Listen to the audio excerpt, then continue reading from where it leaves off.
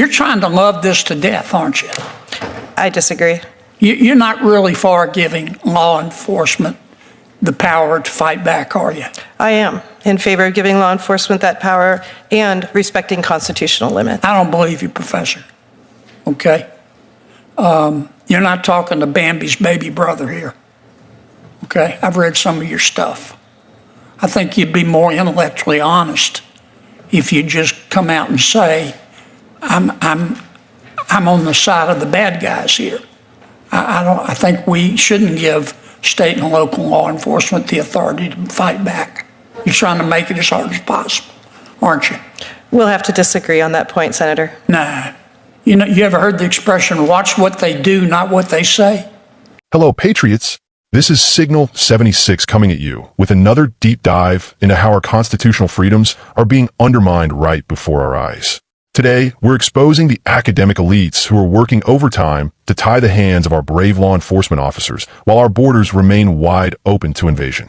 Before we get too deep, if you want to stay informed about the threats facing our great nation, smash that subscribe button right now, hit the notification bell, and drop a comment below with the word Constitution so I know you're with me. In the ports of entry, but that's not your experience, is it? No, sir.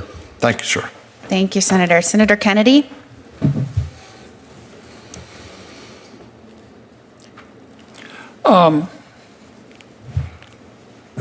The bad guys are using drones. Does anybody disagree with that? Okay. And the federal government has the authority to fight back, does it not? But state, nobody disagrees with that statement? Sure, Professor. I would say within limits, yes. Within constitutional limits. Okay. Do any of you disagree with giving state and local law enforcement the authority to fight back? Again, within constitutional limits. Okay. Tell me what your constitutional concerns are, Professor. So I have three primary concerns. The first has to do with the Fourth Amendment and the conditions under which a warrant is required and a general warrant is forbidden by the Fourth Amendment. So in this particular case, it's important. Professor, before you give me one of your lectures, are you saying that we should require state and local law enforcement to get a warrant before they fight back? It depends on the condition. So in an exigent circumstance or something along the border. I'm aware of the exceptions to the warrant requirement. But you, generally speaking, you want to require them to get a warrant. Only for the search of a device or the seizure of property. There are also due process implications of that. Mm-hmm. Okay.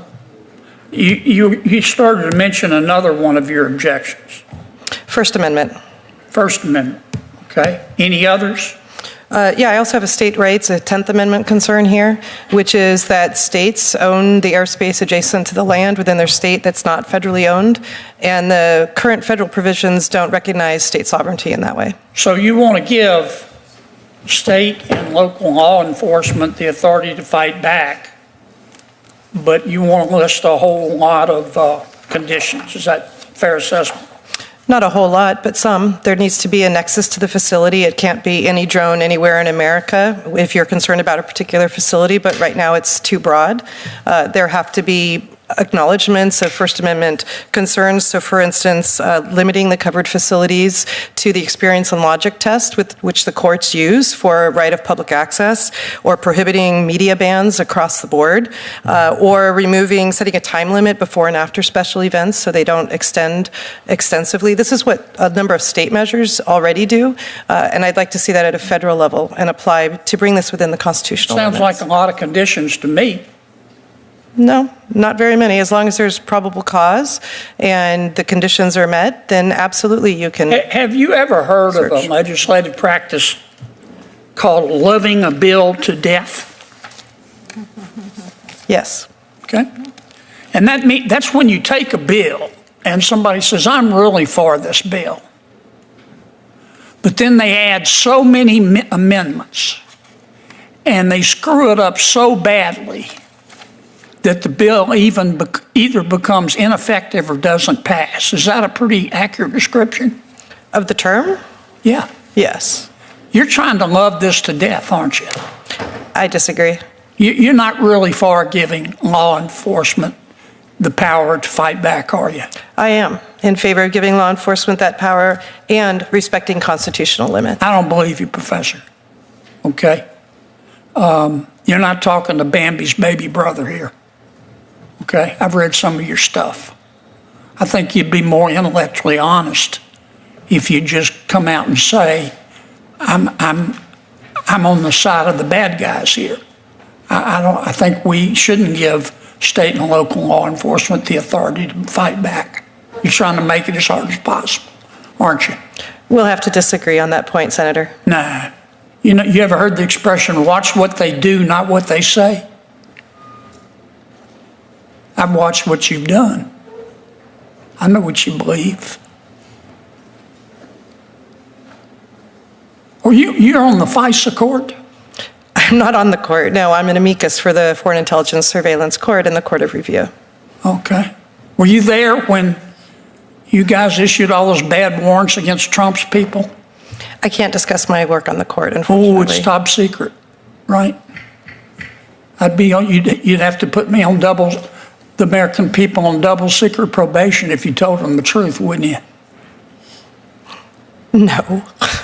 I can't discuss my matters that I've handled before the court. I can discuss the public ones where I've dealt with First Amendment concerns and the right to petition. I did an extensive history looking at that right. I'm done, petition. Madam Chair.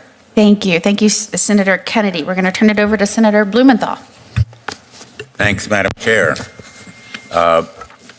Trust me, you want to watch until the very end because I'm revealing exactly how the administrative state is working to protect criminals instead of Americans. Patriots, what I'm about to show you is a perfect example of why we're losing this country.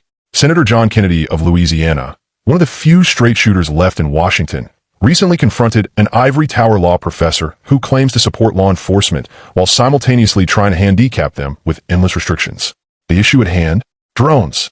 Not your average hobby drones, but the ones being used by cartels, human traffickers, and foreign operatives to surveil our border facilities, critical infrastructure, and even our neighborhoods.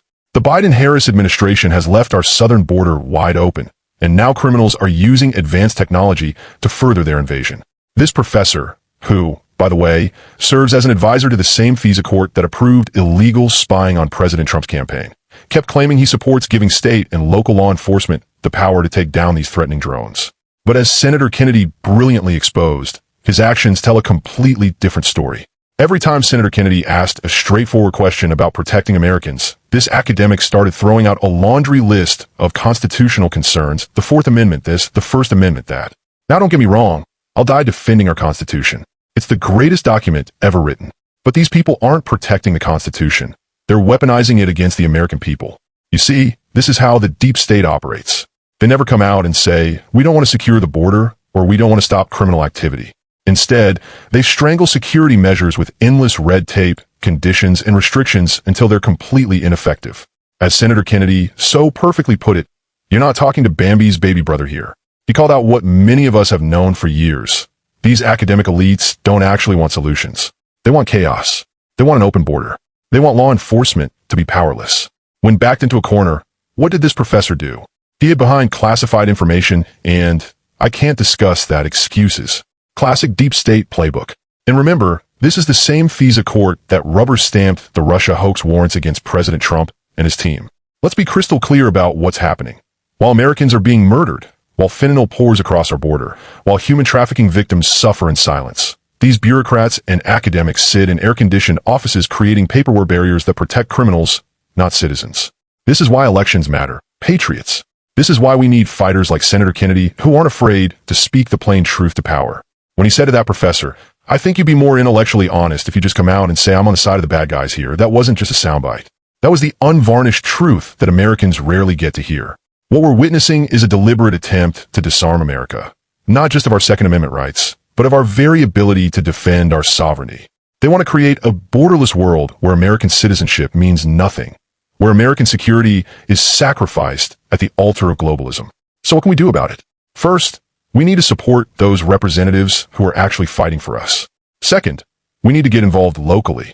Your sheriff, your police chief, they need to hear from you that you support their ability to protect your community without federal interference. Third, and most importantly, we need to educate ourselves and others.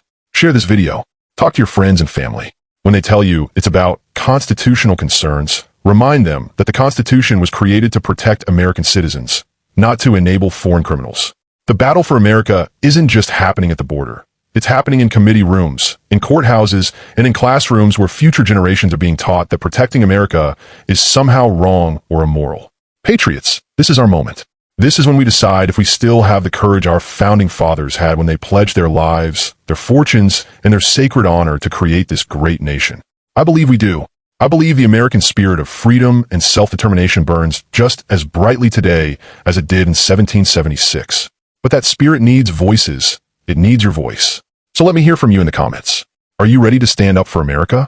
Are you ready to demand that our law enforcement be allowed to do their jobs? Are you ready to put America first? This is Signal 76 signing off. God bless you, and God bless the United States of America. Remember to like, subscribe, and share this video with every patriot you know. Our country's future depends on it. Until next time, stay vigilant and keep fighting the good fight.